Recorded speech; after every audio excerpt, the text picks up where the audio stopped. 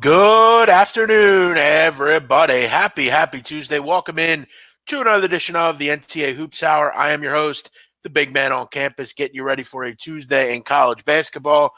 We'll be on here for about 20, 30 minutes here, getting through a couple games, getting your juices flowing here for another night in college hoops.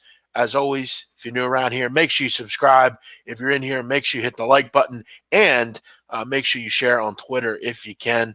There's no easier way to grow a channel than by sharing on Twitter. It allows that to get to people that might not see it on a regular basis. I hope everyone is having a great Tuesday afternoon, wherever you are. It is 5 o'clock on the East Coast, 4 p.m. Central, and 2 p.m. out on the West Coast. Thanks for joining me. All right. Okay, guys, going forward, this show is going to just kind of be really, I'm going to go over, I don't know, 6, 7 games here and then kind of wrap it up. We're not going to go 45 minutes, an hour. We're not going to go over 10,000 games. This is really just a show for me to come on, maybe highlight some things to take a look for. I'm not going over my premium selection or anything. If you want that, you can join me on my website, bmocwins.com. Started off with a winner last night. Always very good to get one of those. And we'll look to get another one tonight and keep that momentum going. It's a day-by-day business. We're not going to get too high. We're not going to get too low. Let's get after a couple of these games tonight. Keep a lookout for some things. I'll go over Vermont, Virginia, Kansas, East Tennessee, and then some smaller games as well. All right. So, as always, thanks for listening. I appreciate it. Let me go through these games and break some of them down. First game, this is an intriguing one. Charleston and Marshall. This one's in West Virginia tonight. You got Charleston opening here as a pick'em. This is a pick'em game, and Charleston was bet up. They're up to 2.5. I still don't mind them at that number. This is a Marshall team that it's really been a tough start to the season. It's late fifth to John Elmore. John Elmore was arguably the best player in the history of Marshall basketball. He just made everybody better around him, and without him, this team is struggling. They're defensively not been very good. They gave up 96 points to Toledo a game ago, and they're really just struggling on really all sides of the court. The point guard play has not been great. Elmore kind of ran the show, and with him gone, turnovers have been a problem. They're not rebounding the ball at a high level. They're 63% at the line, which is a huge issue in this game. Charleston shooting better than 82% on the season. Charleston, one of the best foul shooting teams in the country, definitely one to sock away as we get further and further into the season. I've talked candidly about how important free throw shooting is when you're covering numbers. If you continue to bet on bad teams from a free throw perspective, you will not cover a lot of games. It's just that simple. Marshall's also a team that's really young. And I think Marshall has some real trouble tonight with Grant Riller. Grant Riller is an NBA talent type player. He's been a terrific player for this group for a lot of years. He's top 45 in the country in assist rate. He just makes everybody better around him. He's really the John Elmore of Charleston. That's what he is. They've also grabbed a guy this year, Sam Miller, a big down low for them. He's been one of the best rebounders in the country. And that's a concern tonight I have for Marshall as well in this game. This team has not been a good defensive or offensive rebounding team. You look at from a defensive rebound standpoint, they have been horrific. This is a spot for Charleston to really hit the glass hard, rebound misses, get to the line, create off misses. This is just a good spot for them, I think, defensively and from a matchup perspective, offensively. You also look at these two teams. Charleston, top 60 in the country in experience. They're an old group. They played together. One thing about Mercer that you really have to realize is Dan D'Antoni's team is very, very young. They're 321st in the country in experience. They don't have any senior that plays a prominent role in this team, and that's a concern. It is not something you want to put your wagon to, really all season. They're going to hurt themselves with turnovers, with bad shooting performances, poor shooting. Bad shot selection. That's what young players do. And they become better players by obviously improving and getting to where they need to be. But with a young team, it's never easy. You also look at the fact that this team is very reliant on getting into the lane. You look at from a point distribution standpoint, Marshall is top 15 in the country in points off of two-pointers. The percentage of total points, 64% of their points have come from inside the three-point line. Against a team in Charleston who's been pretty damn good defensively, I just don't love this matchup for Marshall. I think Charleston is worth a look here. Then again, you are getting the worst number. But keep in mind, Charleston is a better team. They should go and take care of business here. They're a team that can shut you down late with free throws. Charleston could be a way you want to maybe look at tonight. Mercer, they're interesting tonight against Georgia Southern. Mercer plus 8.5. You're going to get a good pace in this game. This should be a fun game to watch if you're a neutral. Two teams with good guard play. Thing about Mercer you really have to like, and I'm surprised by this number. I think this is too many points for Mercer. This team has got really good guard play with Dimitrijevic. He's been a terrific player for them. Ethan Stair as well. They have a really solid group of guards down there. One thing about Mercer is they really like to hit the glass. They love their threes, and they get to the line and make their free throws. They're a tough team to put away. I mean, you ask anybody. St. John's was able to really rout them, but I think they were just kind of hamstrung in that game from a defensive standpoint. It was the first game of the season. I think these are two pretty evenly matched groups. I would give Georgia Southern obviously a little bit of an edge being at home and with the fact that Ike Smith's the best player on the court. But these are two pretty even teams. One thing I love about Mercer, I think they're going to own the advantage on the glass in this game, and they get to the line and make their foul shots. They're a good three-point shooting team. Look, when you're covering and grabbing underdogs above 5 points, the way to stay in games is making threes, getting to the foul line and converting those opportunities, and hitting the offensive glass. There are three things that if you can bet on an underdog with, you will have an opportunity to stay in a basketball game. I think these teams are pretty damn similar. I don't see 8.5 points difference. If I had to get this game, I would take a shot with Mercer here, getting 8.5, 9 points. One other thing I really like about them is if there's a knock for Georgia Southern, it's their bench. They don't have a very deep group. Their bench only accounts for about 23.5% of their minutes, which is a big loss here. You look at on the other side, almost 39% of the minutes that Mercer throw out there every game come from their bench. They have a great bench. They utilize it, and the guard play is good. So they get guys that they can plug in that are going to be able to run the offense kind of like the starters are doing. So I think there's some key advantages here for Mercer, and I think it allows them to hang in this basketball game. Should be a close one. I don't look at Georgia Southern defensively good enough to lay this kind of number. So if I had to play this, I would look towards taking Mercer here. Keep in mind also, this is kind of an in-state battle. Mercer is in Macon, Georgia. Georgia Southern, obviously, down in Statesboro. So, this is kind of an in-state battle as well. You got to feel like these two teams will get up for this matchup. Anytime these teams come together, it's kind of something that I think they both appreciate. As far as Statesboro and Macon, I know Macon is kind of I think southeast of Atlanta. It's kind of in the middle of Georgia. Statesboro, I don't know a ton about. I don't really know where it is personally, but again, two teams in Georgia. I'm sure this game will mean a little bit more to those guys. So there you go. I would take the dog here in this matchup. I think it's pretty close. All right.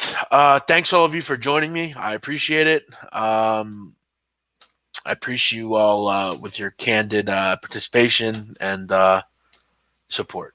So thank you on that.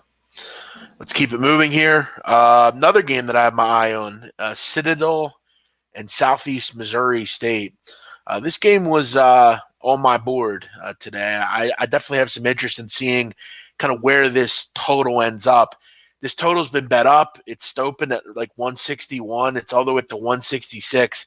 And I'm interested in seeing if it really even matters. Does this game just get into the 170s and we don't really have any issues? Citadel is we kind of know what they are. They play something called Duger ball, which is an ode to their coach, Duger Balcom. Basically, the goal of this offense is to go as quick as possible, to create a basketball shot as quick as possible, and to have issues getting back on defense because you go so fast. That's been no difference this year. As usual, they can't defend, and they give up 90 plus a game. Offensively, they're fifth in the country in adjusted tempo.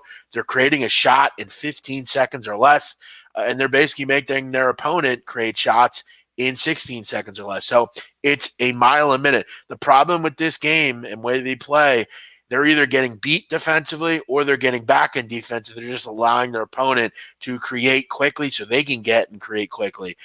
The thing about Southeast Missouri and why I think this game flies over is, I mean, they're going to go quick as well. You look at Southeast Missouri State University, they're 94th in possession length. They're going just as quick, and they're going to look to go pretty fast defensively also. So these teams are going to basically equip each other with the ability to do what they want to do offensively. Both these groups create in the half court. One thing I love about Southeast Missouri State, they have a couple guys in this team that are particularly good shooters. And you look at Citadel, one of the reasons that the way they play sucks is, like I said, defensively they can't they can't defend. You look at this year, they're allowing opponents inside the three-point line to shoot 63%. That is horrid stuff. I mean, that is really bad. Again, this game should get into the 170s. I wouldn't be surprised if both teams touch the high 80s here. One team hits 90. This seems to me like a 94-88 type of game. Should be a fun one. Both these teams are pretty bad from an efficiency standpoint defensively. You just don't have a lot of defense played here with these two groups. So there you go. Keep in mind, Citadel shooting 38% from three. From a defensive perspective, opponents are scoring 45% of their points from the three-point line against Southeast Missouri. So you've got a real good matchup for both offenses here. Both should have no trouble getting up and down the court. All right. Luger, loot and shoot. Yes, exactly. That's what it is. The loot and shoot offense. Let's keep it moving here. We have Virginia and Vermont.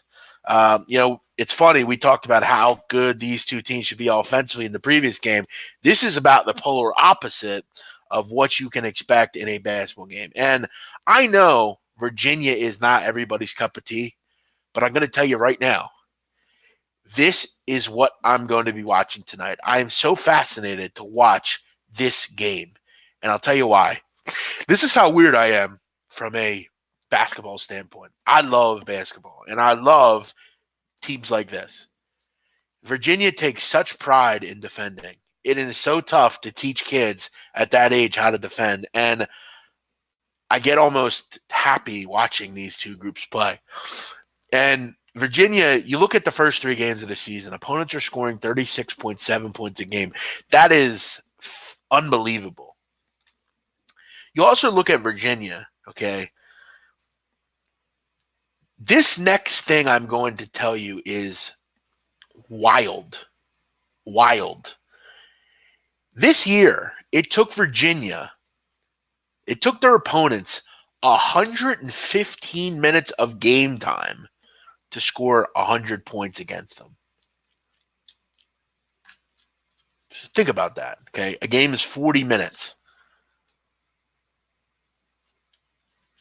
It took opponents just under 2 full games to score 100 points against Virginia. That's unbelievable. Like, that's incredibly difficult to do. We just talked about two teams that, you have teams like Mississippi Valley State that are giving up 119 points a game. It's amazing how Tony Bennett gets these kids to buy into defense. And for a guy like me who loves watching teams defend, that's amazing. Tonight, though, they're going to get a tough test. This is a pretty good Vermont basketball team, and this is a pretty damn good defensive Vermont basketball team. This team can really get after it. They're long, athletic. Daniel Giddens is a great shot blocker. And Anthony Lamb, for as good as he is offensively, he's pretty damn good defensively as well. But this is my concern for Vermont tonight. Anthony Lamb is a tweener, okay? He is a guy that will play at the next level, but he is a guy that has feasted on America East competition, okay? Last week, he played St. John's. He was able to do some really good things. He scored 23 points, and he was fantastic. But I've got some concerns tonight because Tony Bennett can throw Braxton Key at him, a guy that is a tough kid that can defend his ass off. And he could also throw Mamadi Diakite, who I think by the year's end will be one of the better defenders in the country as far as individual defenders. So I really have some concerns about if you can shut Anthony Lamb down, what does the rest of this team do? Okay, because you look at Vermont this year, this team has been historically bad from the three-point line. Vermont on the season through 4 games is shooting 20.8% from three. The shitty thing is Virginia hasn't been much better. In fact, Virginia has been worse from three-point land than Vermont has. These two teams have been horrid from the three-point line. There is not going to be a ton of offense in this game. It just isn't. These two teams are both elite defensive groups. I think both offenses, as usual, snail pace. The thing about Virginia is you have to understand the offense that they run. The goal is to basically screen and cut, screen and find guys, and you want to get a look that people can't, that defenses can't defend. So they're really going to drain the clock. You look at, on average this year, Virginia's taking 21 seconds of possession to create the shot. So the clock is just bleeding. And defensively, they're just going to bother you and make you take a bad shot. So unders are really effective. To me, I don't think this game gets to 100 points, personally. I think this is like a, 55-45 type of game, something like that. I would be surprised if we see 110 here, let alone 114. So, you wouldn't catch me dead betting over in this game. It could come in, and that's the thing about basketball. Like, not everything's going to happen the way you think it is. This game could be, a real foul fest, and that's one thing that I do worry about, and why I think Virginia can pull away in this game. Is Vermont has a lot of trouble defending without fouling. They're putting opponents on the line a lot. And that's where I think this game could be won for Virginia. I think they're a better team. And you look at Virginia, I think what makes them so unbelievable as well is they can also defend in this day and age with the officials whistle happy and defend without fouling you. You look at through 3 games. Virginia is number 1 in the country defensively with free throw attempts to field goal attempts. That's pretty unbelievable. They're just a one in a lifetime type of defensive team. Like that, like year after year. And that's what makes Tony Bennett a top 2 coach in the country. The 2 best coaches in the country, to me, if I could build a team off of, it would be Bennett or Beard. That simple. They, to me, coach circles around every coach in the country. That's just me. Like, to actually hear people say that Bill Self and Roy Wood, like, that is nonsense. Like, nonsense. So, again,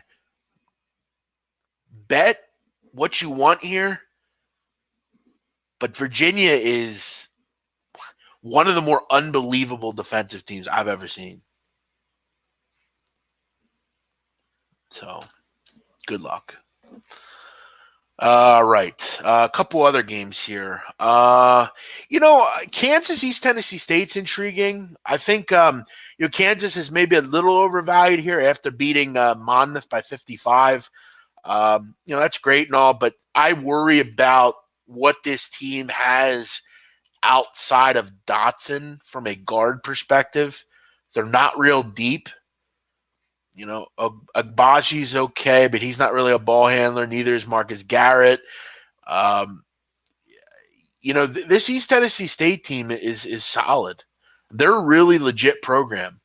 Okay, I mean, you look at this Kansas offense. I mean, they're turning the ball over about 20% of the possessions. That's not good.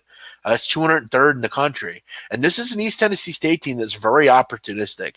They're really going to get after you. They're going to, their hands are fast. They're going to pick your pocket. They've got really solid guard play. Bo Hodges and Trey Boyd and, Patrick Good and Davion Williamson. This is a good basketball team. Experienced group.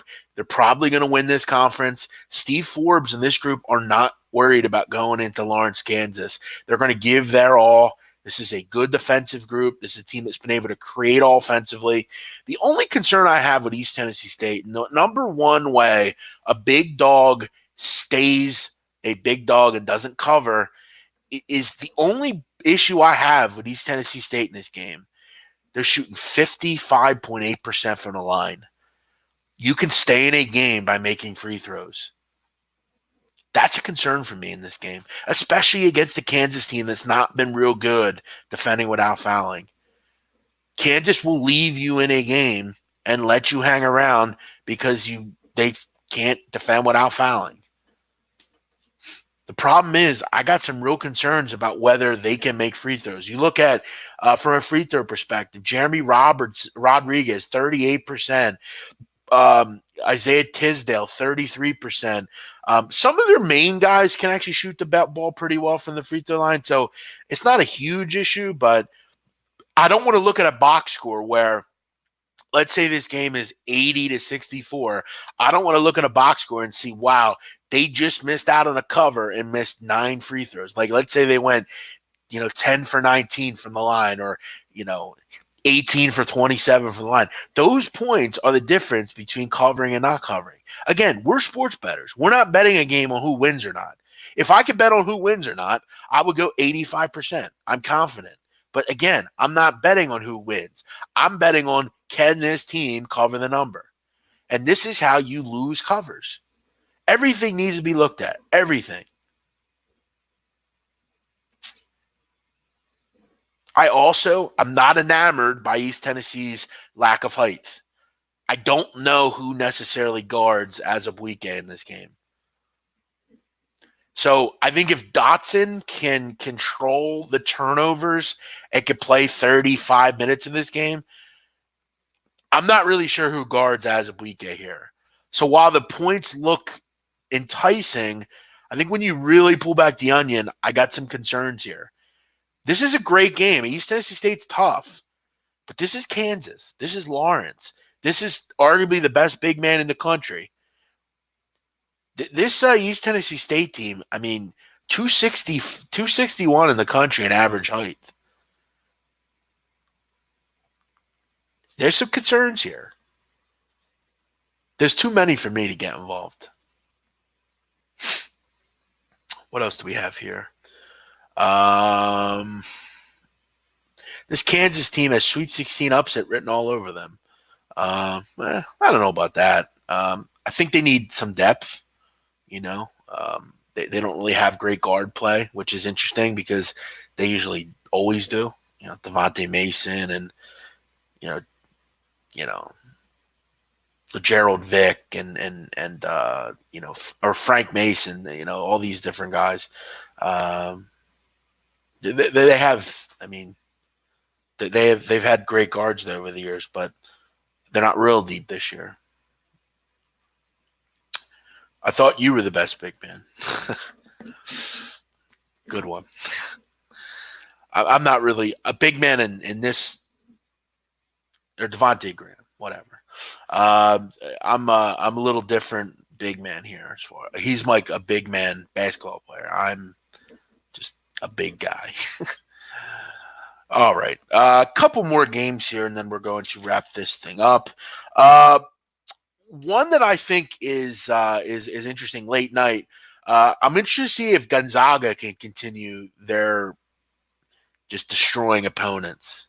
Gonzaga is a 24-point favorite tonight, and you know, I got to be honest. How does UT Arlington stay in this game? Gonzaga's won their games by 31, 31, 30, and 50. And now you're asking for a UT Arlington team that, I got to be honest, I don't know how they score in this game. I mean, UT Arlington is shockingly bad on offense. I mean, here's the issue with UT Arlington. Here's why I have no real belief that against opponents that are better than them, like, I don't think they have any chance because their offense sucks. Like, there's nothing worse than an offense that just jacks threes, but they're not a good three-point shooting team. Riddle me this, okay, with UT Arlington. They're number one in the country as an offense in three-point attempts to field goal attempts. So basically what that means is they're taking way more threes than twos. Here's the issue, though. They're only making 26% of their threes. So what that means is they're taking terrible shots and they're not good at taking those shots. So they don't have any marksmen on this team. And what that is basically entailing as well is they're really lazy offensively. They have no guys that can create offense on this team, and it bogs them down because basically what they do is they run around for 18 seconds with no legit offense and find an open guy and just jack a three. It's just terrible offense. It's you're never going to succeed playing this way. Okay, so let's look at their three-point percentages. Rashad Davis, 14%. Brian Warren, 13%. David Azor, 33%. Jordan Phillips, 50%. Jabari Narkis, 41%. Sam Griffin, 20%. Andre Jackson Young, 17%. Okay, so their best player, okay, now keep in mind Jordan Phillips doesn't shoot a lot of threes. He's only attempted 8, so he doesn't really count. Let's just call a spade a spade. Their offense sucks. And that's the reason their effective field goal is 334 in the country. They don't have any offense. The only offense that has been good for them is they do make their free throws. But other than that, they're a hideous offense. Now you have to go up to Spokane, arguably the toughest atmosphere in the country, and face a team in Gonzaga that is an elite defensive team. Look, we talked about great coaches earlier. I mean, Mark Few is right there also. Here's how you create a good coach. A guy that can win with talent that's not Kentucky or Duke and Michigan State. All these coaches that I'm telling you about have created a culture. So whether it's defensive culture or it's, we're going to do more with less culture or we're going to go international. These three coaches are better than everyone else at doing it. Mark Few has done more with less than anyone. Do you understand what Gonzaga was before Mark Few got there? I mean, it's fascinating. You look at his teams and what he loses every year. You lose Kyle Wiltshire. You lose DeMontis Sabonis. You lose Shemet Karnowski. You lose Josh Perkins. You lose Nigel Williams-Goss. You lose John Williams. You lose Dan Dicka. You lose Adam Marson. This guy's elite. He's so good as a coach. It's amazing what he's been able to do at Gonzaga. And guys, I hate to tell you with Gonzaga, their best player's not playing. Killian Tilly hasn't played a minute for this team. And hasn't really. He's been out last year too. He's got nagging injuries. But what does Mark Few do? He says, you know what? I'm going to go out and get transfers like Admin Gilder and Ryan Woolridge. And I'm going to go out internationally and get Joel Ajayi and Karnowski in years before and all these guys that nobody recruits, yet he has Tommy Lloyd, who is to me, the best best assistant coach in the country. He just goes out and brings these kids in from Serbia and Poland and France and Australia. It's fascinating. It's fascinating what he's been able to do in that place. I'm blown away by it. I'm blown away by it. To me, Gonzaga rolls in this game. This is probably, to me, the one play that I also I was close on. It'd probably be my free play of the day. I just had a play I liked more, but this is Gonzaga are fascinating, man. They're a fascinating team.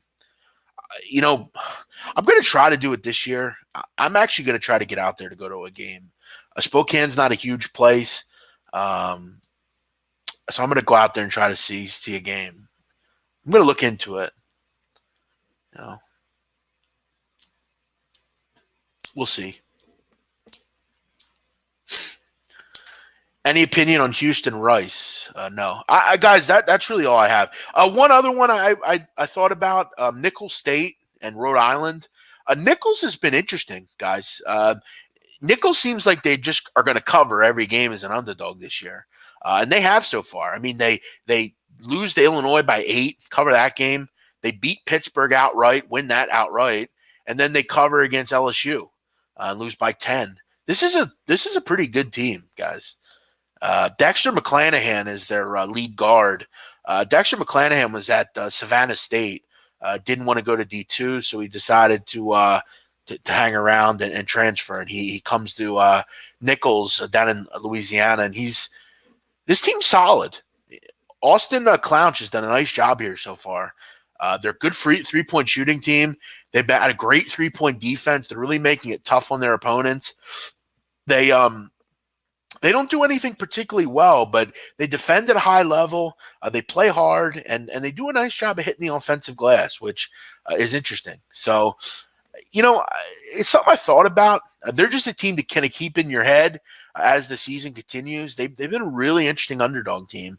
Are they a team at this point that we just auto bet? I don't know. As an underdog, they've been pretty damn impressive, though. But coming up, here's the problem with Nicholls. Have you missed out on them? Because after tonight, they're probably only going to be an underdog one other time.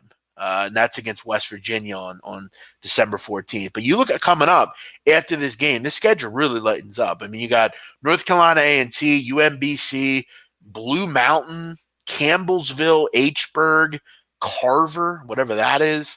I mean, there's a stretch in there where you're playing and you're going to be a favorite in 5 games. Is this team just one of those groups that is really good as a dog but can't lay points?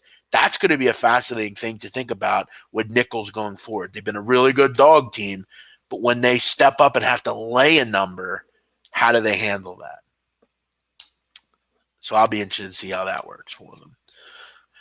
But there you go, guys. I'm out of here. You all enjoy your night. One other one. K-State tonight. I thought about them. I think Arkansas Pine Bluff is going to have some real trouble defensively and offensively in this game. Arkansas Pine Bluff has been horrific offensively. K-State has held each opponent in their games to, I believe, I want to say 60 points. Yeah, 60 points or less. No opponent has scored more than 60 points this year against K-State. As usual, under Bruce Weber, very good defensively. Cartier Diarra, Xavier Smead, Mawian, Raekwon Gordon. This is a good defensive group. Pine Bluff has major trouble offensively. This looks to me like a, 75-45 type of game, something like that. K-State should be able to cover here. The only concern you have with K-State is, are they going to have enough possessions to cover? Because they're always very slow in the half court. They don't get going very often, and hopefully, I guess you got to just hope that Pine Bluff is quick, but they're not real quick either. So, this is a solid play. It's not the one I would go nuts on. All right. Thanks for joining me tonight. I appreciate you. Thank you for watching. Thank you for checking out the show. Um, and I hope you have a great night tonight with the games you're betting on. At 6:30, Ski and I will be back. Ski will be joining us tonight, and we'll be going over the NBA card. And yeah, you could join us for that. If you have any comment, I'll be on for another 5 minutes or so. If you have any comments about just handicapping or something, I'd be happy to answer. Anything about myself, I'd be happy to answer. I'm not going to really take any more games. I just kind of want to wrap up the show and leave it to 30 or so minutes. Why don't you ever make 2 premium plays a day? We're a night in. Listen, brother, if you don't like how I do things, I don't know what to tell you. Keep in mind, if you read what the website says, we'll have 6 or more plays a week. There might be nights where we have 2 plays. There might be nights we have 1 play. Saturday's going to be a little bit more higher volume, but we're only 1 day in. But I don't know. Leave it to somebody to complain. Like I've said before, you could cure cancer, and someone would whine that it wasn't done quick enough. So can't make everybody happy. So yeah, you all have a great night. Thank you for checking me out, man. I'd appreciate it if you join me every day. Also join me at right at 1 o'clock with Donnie Rightside. And yeah, check out all the shows. We'll be back at 6:30. We got only 4 NBA games tonight, so Ski and I will spend some time breaking those down. Make sure you join us. Do you bet a certain percentage of your bankroll on a game? No, I bet the same amount. I bet the same amount for a long time. All right, I'm out of here. Have a great night, everybody. Thanks for watching, ladies and fellas out there. All right. Hi, big man. Thank you for all the free info you give. I have a question. As a Norwegian, we have this guy, Harold Fry, on Montana State. Do you think he ends up in the NBA? How about that? Do I think he ends up in the NBA? Well, here's one thing about Harold Fry that I have to respect. He is a terrific shooter. Do I think he could find a way into the NBA? I don't know. I think he could be a fringe NBA guy. I haven't really gotten into my draft prep just yet, but I don't know how his game will translate. I generally am not one to say that a guy can get to the NBA from those types of schools. The problem that Howard Fry will have at the next level is defensively. That's kind of a knock on all those kids that are from the Big Sky or Summit League. It's one of the reasons Mike Daum, would struggle to get to the next level. He was a great scorer at the college level. Same in Dan Dickau, Adam Morrison, Jimmy Fredette, all those guys. The issue for them is always, can they defend at a high enough level? He's not a real big kid at 6'2". Is he a volume scorer? Maybe. But again, could I think maybe late in the second round? Possibly. But again, the problem with those kids a lot of the time is the fact that he's a European player helps. He's probably been playing basketball for many years. But is the defense there? I'm not sure. I'm going to guess and say no, because Montana State for many years has not been a good defensive group. So would I hold out hope that he gets to the NBA? I think you can hope as a countryman, but I think for him, he'll make a lot of money in Europe. If I were Howard Fry, I would go play in Europe and be a big man over there. He'll make a lot of money in Europe. So I think at any rate, he will have a great basketball career. Might not be in the NBA, but I'd rather go to the European markets and play for Barcelona or Red Star Belgrade and make a ton of money. And I'm devoted. I'm a devoted, God over there. So